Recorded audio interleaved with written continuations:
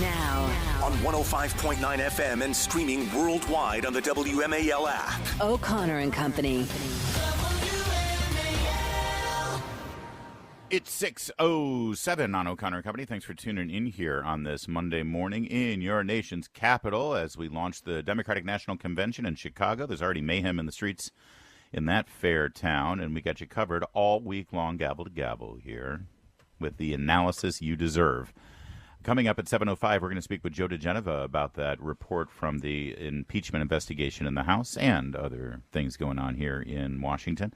7:35, Charlie Spearing of the Daily Mail, who's covering the DNC and all things politics. And at 8:05, Tom Bevan with Real Clear Politics. 8:35, we'll round things out with Brent Bozell. And by we, I mean me, Larry O'Connor, and she, Mercedes Schlapp, in for Julie Gunlock this morning. Hey, Thank God you know my pronouns. I was going to protest outside your house. I'm just glad you're not, But don't worry, about Senator Amy Klobuchar just said that there will be tears of joy at the DNC. So get ready, take your tissue box out. Bringing nothing more joyful than a communist takeover of our economy.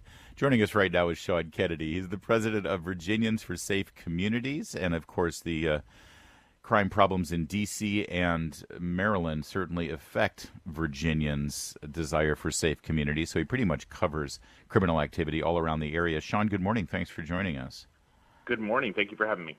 Well, there's a lot to get to, but I want to start with this story we learned late yesterday afternoon that Trayon White, a member of the district council, who people will remember in 2018 made a selfie video on Facebook accusing Jewish bankers from around the world manipulating our weather and making it snow.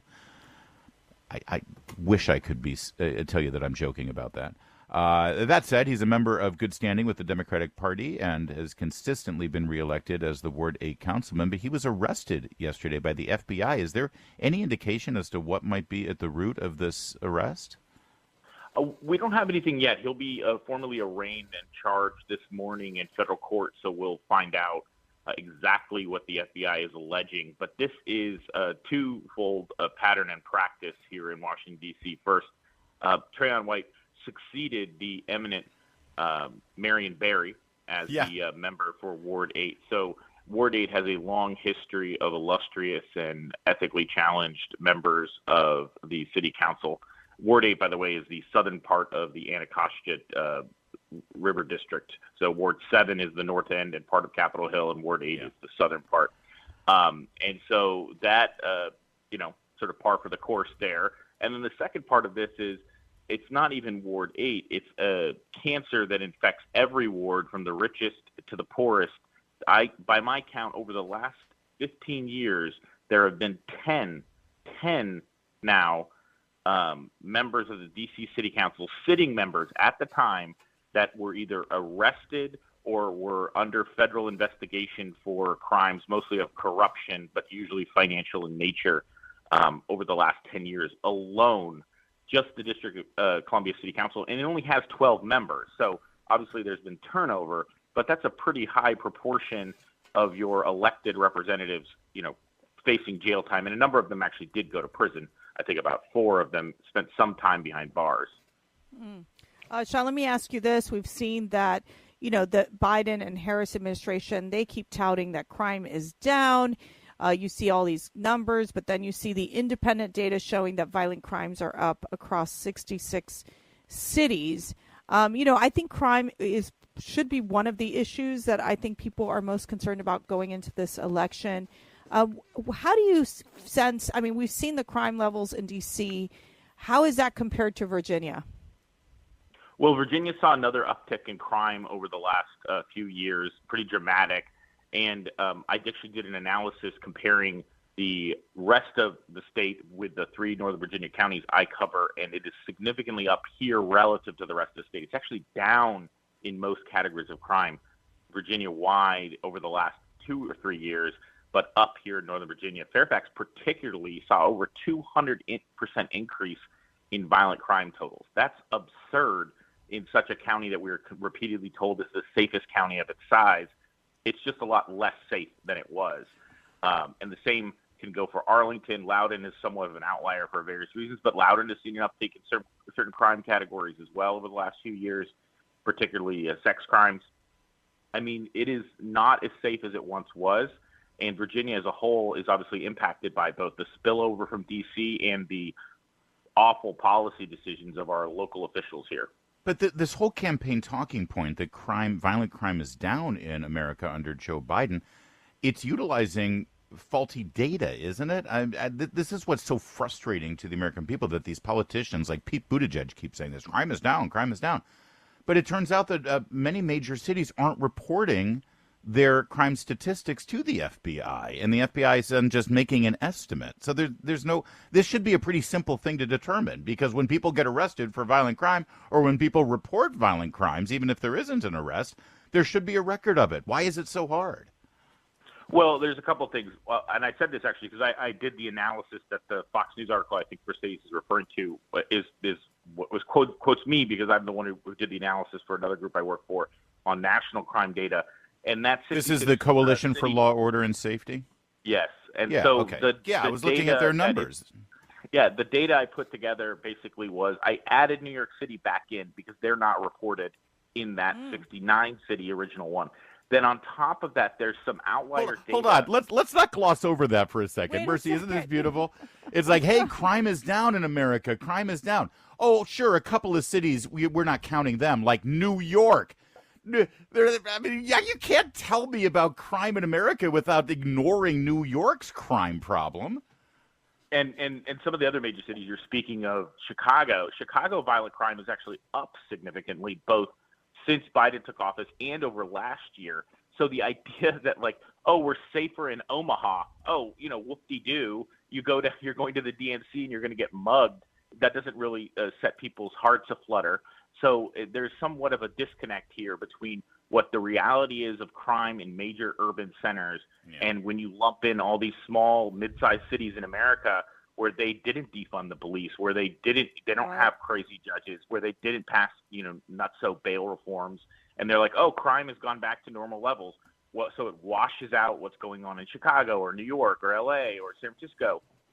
All these places that people, aspire to visit as tourists and are not going there because they're afraid, that affects the economy of those places. And the people who are hardest hurt, this is the worst part of the whole thing that we're not understanding so many times, is not only are they disproportionately the victims of the actual crime, those are the people who get hurt when other people don't come to their city, don't do business there, don't commute in, don't come as tourists. Well, and the drugs. I mean, Sean, the drugs. You walk around these cities and there are people that are just, it's really bad. They look what like you're zombies. seeing in terms of the homelessness and the drug issue. Oh, the scenes, I don't want to send anyone down a rabbit hole, but if you haven't heard of something called Trank, it is a mixture of a horse sedative and fentanyl, and it turns people into floppy dolls, and they will stand upright and then fall over, bend over, and just stand there in an L shape, and they're totally helpless.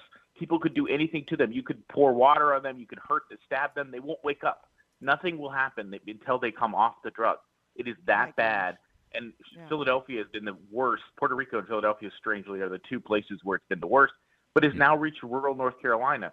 This drug is going to make fentanyl look like child's play because it is not the same, because it mixes in this horse tranquilizer. So the drugs that are permeating our streets are killing people, but also making it unlivable. And we saw that disgust came out in two ways in Portland. One, the state with one of the most liberal governors and liberal state legislatures in the country repealed its drug decriminalization, which George Soros paid to pass a few years ago. And two, they elected a tough on crime DA in Portland, Oregon. They ousted the Soros DA 2 months ago, and they elected a tough on crime DA because people are sick and tired of the chaos they created in these places. They don't want to go to work. They don't want to live. They don't want to go down to downtown Portland because it's disgusting. Even Portland had enough. Yeah, we got to leave it there. Sean Kennedy, Virginians for Safe Communities. Always great to talk with you, sir. Thank you for staying on top. Thank you for pouncing and seizing on this crime story. All I do is pounce. I'm a feline. It's 6:15. WMAL. Making sense of the news. Live from the Home Paramount Pest Control Studios. Home Paramount, the leader in pest control since 1939. Well, I have a domestic update here, a personal update.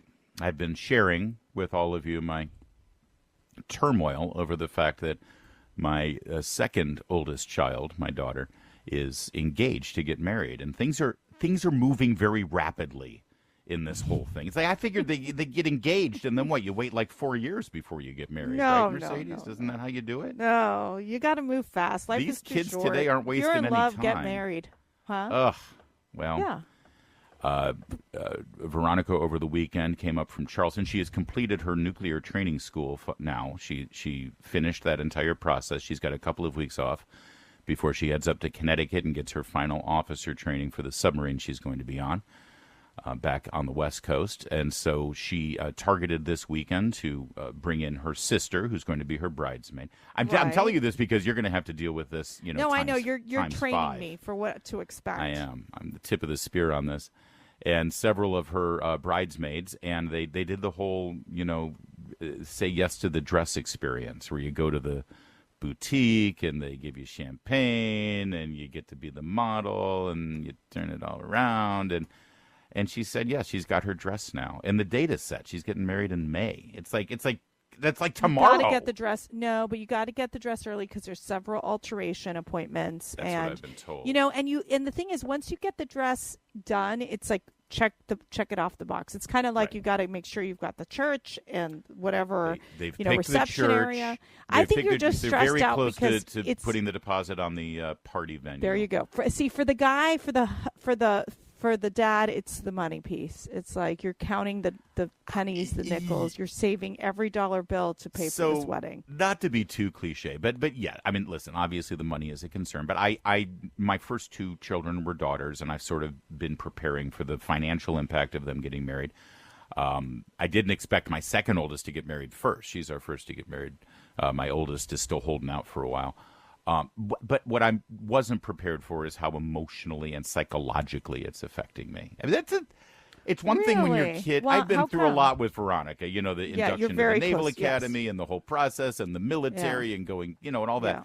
But there's something about that when your daughter gets married that there's a finality to it. I almost think it's like harder on so there's this great picture of Katerina's our number 2. Yeah. So she's dating this wonderful kid, Kevin. I shouldn't say kid. He's, in his 20s. You keep telling me how wonderful he is, but you promised that Katerina and my Christian were going to be. I did think that we've Kat arranged and this Christian since were birth. We tried, and they were so shy that they all went to their separate corners. Yeah. But Kevin, who's very sweet, there's this great picture of Katerina. It was during Easter time, so I wasn't with them because I was with one of our other daughters. And it was Matt, Kevin, and Kat. And Kat's in the middle, and so Kat is kind of leaning over to her father, and Kevin's on the other side of her, like kind of saying, I'm still with my dad, despite the fact that I'm dating you. See, I like that. Yeah, but I don't have a similar picture, sadly. But I think it's harder on the dads because they're kind of like, dude, you're like going to marry my daughter. Like you're dating my daughter. Like, I had no idea. I had no idea. And it's hard. Her fiance is a great guy, and he's literally an officer and a gentleman, and it's no reflection on him. But look, she's so happy. I mean, you look at these pictures. I mean, Veronica is just glowing, and that's what you want, and especially in times like this. Like you need good, strong husbands. As you need good, strong wives. He's going to, and he comes from a great family, and it's going to be fine. And he's got his military career, and she's got her military career, and it's going to work out. But I'm very accessible on social. It's going to be fine. It's going to be fine. It's going to be fine. I'm going to be fine. I'm going to be fine. I'm fine. Stop asking. I'm very accessible on social media. If you want to reach out to me, either on the X platform or on Facebook. And gentlemen, if you can give me some advice that goes beyond just a good bourbon, I would appreciate it, because this is going to be a long, 9 months now in my life? Oh, yeah. Well, it's forever, really. Between and, now and like May. I've always been taught to pray for your children, if marriage is their vocation, to pray for their future spouses. So I've been praying for their future spouses. So I got to tell you this quick story. I know we got to go to break, but Lucia tells Ava, prays the other day with me, and we were just doing our prayers, and she goes, I pray that Ava finds, she's 12, Lucia, I pray that Ava finds a great husband who has, like, my great personality. I was like, okay, Lucia. That's funny. That's exactly what I've been praying for my daughters. I know. It's 6:23. Now, on 105.9 FM and streaming worldwide on the WMAL app. O'Connor and Company. It's 6:36 on O'Connor and Company. It's Monday morning, and we're launching into our full coverage of the Democratic National Convention in Chicago. Coming up at 7:05, Joe DeGenevo will give us his analysis on this impeachment report coming out of the House this morning. Broke about 2 hours ago. At 7:35, Charlie Spearing, Daily Mail, will join us. At 8:05, Tom Bevan, Real Clear Politics. And at 8:35, Brent Bozell, Media Research Center. It's Larry O'Connor with Mercedes Schlapp. Good morning, Mercedes. Good morning. They can't hide Kamala Harris much longer. I believe the honeymoon might be over. And you just really in time think it's for the over? DNC. I do. Well, here's a couple of indications that they can't keep hiding her. In transit, on her way, she's doing a bus tour to Chicago. They stopped in Pennsylvania. I wonder why Pennsylvania? Must be an important state. And a reporter was able to break through and ask her a simple question. You just proposed $25,000 for new home buyers. And you've also promised increasing the child tax credit. You know, most politicians, when they do that, they have to explain how they're going to pay for it, either through other budget cuts or through very fair question, tax revenue generation. Yeah. So here's her answer on the fly, unscripted, unprepared, about how she'll pay for these things. You unveiled some economic policies last week. Yeah. Can you explain how you're going to pay for those? And can you give us a sense of what other policies you want to unveil going forward? Sure. Well, I mean, you just look at it in terms of what we are talking about, for example, around children and the child tax credit and extending the EITC. It's at $6,000 for the first year of a child's life. The return on that investment in terms of what that will do and what it will pay for will be tremendous. We've seen it when we did it in the first year of our administration. We reduced child poverty by over 50%.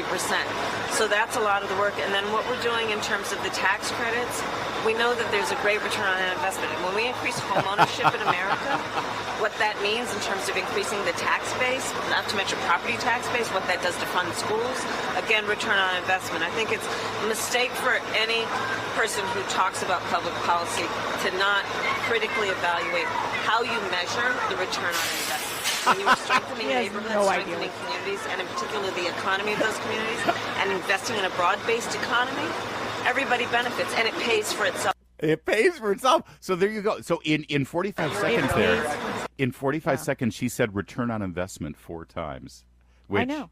She has no idea what she's talking about. She like, really none. doesn't. It's Zilch, word salad. It's nada. gobbledygook. It's like she read the economic talking points and then she just completely messed it all up. Even worse, and listen, this is where your expertise comes in here. She was unprepared for that question, and that shouldn't that be a fundamental? She just proposed all this spending, you know, these brand new $25,000 for a new home and increasing the child tax, and there should be some actuarial sort of, okay, what's the impact and how does that affect the budget? No one briefed her on how to answer, you know, how are you going to pay for it? Well, she's not supposed to take questions from the press. Come on, Larry. Seriously. But, you know, here's the problem. She's talking about these government price controls on groceries in dealing with the Biden-Harris inflation. That is the most unpopular economic move that that Harris has proposed. I mean, even Democrats are hitting her for this. Talk about what a is she thinking? Self-inflicted wound. We told you on Friday about a columnist at the Washington Post who is, you know, no fan of Trump, who came out against it. How about the Washington Post editorial board? This isn't just some random columnist at the Washington Post. Something tells me Jeff Bezos is not in favor of the price controls of the federal government. Because it's purely, before you know it, they'll do price controls on, you know, on Amazon for crying. Exactly. I mean, it's purely insane. It will funny how impact one of the his richest business men in the model. world sort of likes the free market. Here's Jeff Bezos' Washington Post editorial board. The headline: "The Times demands serious economic ideas. Harris supplies gimmicks. Price gouging is not causing inflation, so why is the vice president promising to stamp it out?" Well, and price gouging, this control of these prices, that would lead to rationing. It would lead to a supply chain crisis. Of course. I mean, it's a disaster. It'll open the black market. I'll tell you what, though, there's a good way, because you know how we have, you know, laboratories of democracy and the states can try these things, but you can't do that with an economic policy. So I got an idea. Instead of doing it on a state-by-state basis, let's do it by profession basis. How about we start this price gouging, price controls from the federal government idea with just one sector? How about lawyers?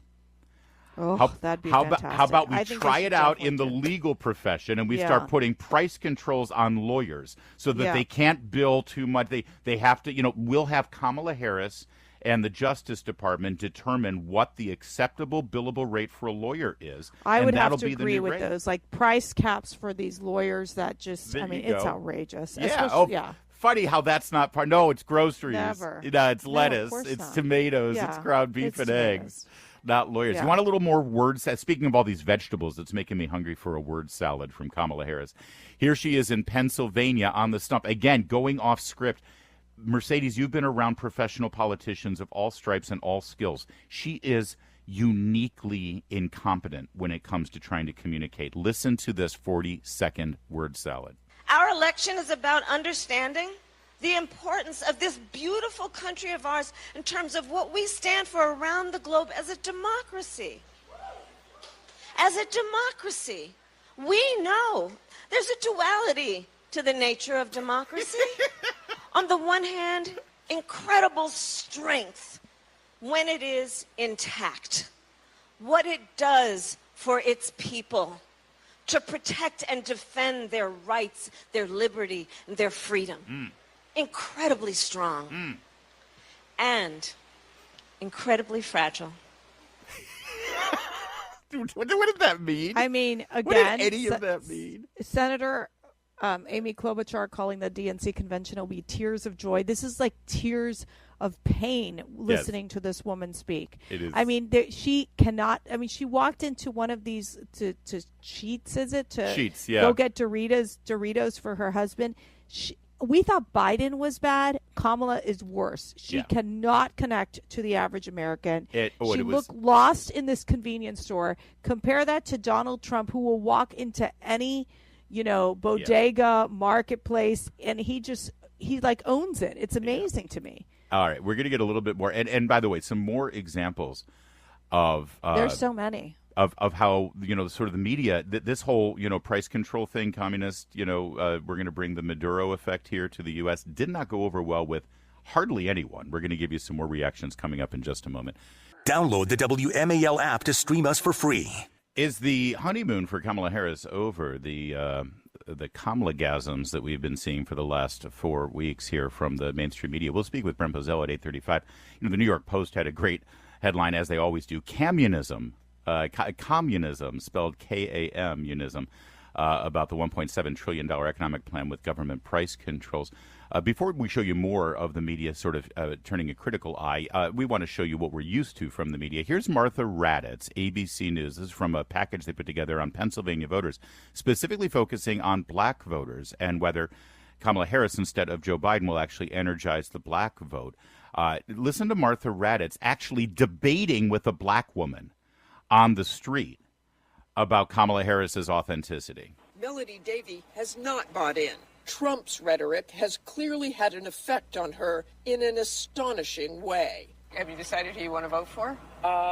Honestly, no. I'm leaning towards Trump. And why is that? A lot of the stuff Kamala says is kind of like what Trump has said, like no taxes on tips was something that was kind of reiterated by Trump beforehand.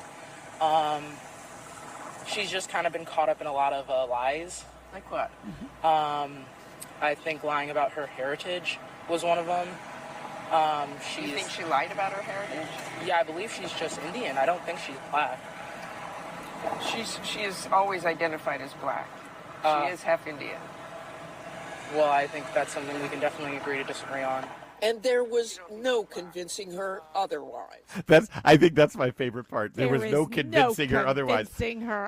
As hard as I tried, voter by voter, to win them over for Kamala. But that's a great example right there. I mean, Martha the white Raddatz. elite woman trying to convince the black voter, like, what do you mean? Like, Kamala, is so great. It's crazy. Well, and also, did you notice she said, listen, she stole his idea on no taxing on tips. Which she did. Which she did. The only thing Martha Raddatz decided to debate her on was the question of her authenticity with regard to her heritage. That's right.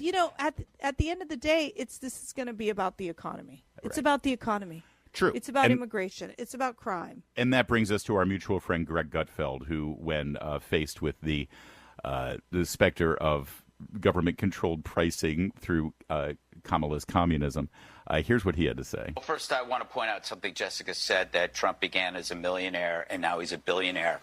I think that makes him an expert in this. I would rather listen to somebody who began as a millionaire and is now a billionaire than somebody who doesn't have a damn clue about economics. I've never heard a candidate today more unsure of themselves on a topic than Kamala Harris. I think she's been burdened by the weight of expectations put on her by the media. I've never seen a better campaign ad for Trump. She's campaigning better for Trump than Trump is. First, let's talk about the down payment issue on the House. A lot of this stuff is infuriating, because they're treating the American public like idiots. She makes a proposal that is only half an equation. The first half is, here's a nice thing for you. The second half is missing, who pays for it? You saw this with student loan theft, described as forgiveness. Who paid for it? You paid for it. You see with immigration policy, who's footing the billions and all that free stuff? You're paying for it. Nothing is free. Nothing is free. And the sooner or later you figure that out, the better off you're going to be. And that's directed at Democrats who don't understand that these policies are going to sink this country. You know, he went on, and maybe we can play a little bit more of it later because there's so much good stuff. By the way, David Brooks of the New York Times, no fan of Donald Trump either, said on PBS, it's impossible to exaggerate how bad this policy is, talking about these economic policies. Now, don't get me wrong, I'm quite sure that David Brooks will still vote for Kamala Harris, like his colleague David French. I just read that former Congresswoman Barbara Comstock from Virginia, she's voting for Kamala. There you go. So because Trump derangement syndrome. It's a Trump derangement syndrome. It's absolutely. Like they don't care about what's best for America from an economic standpoint. That's right. Not at all. They're just going to put cray-cray Kamala Harris in power, who literally is pushing communist-style policies for our economy. It's about mean tweets. And has no idea how to handle this inflation issue.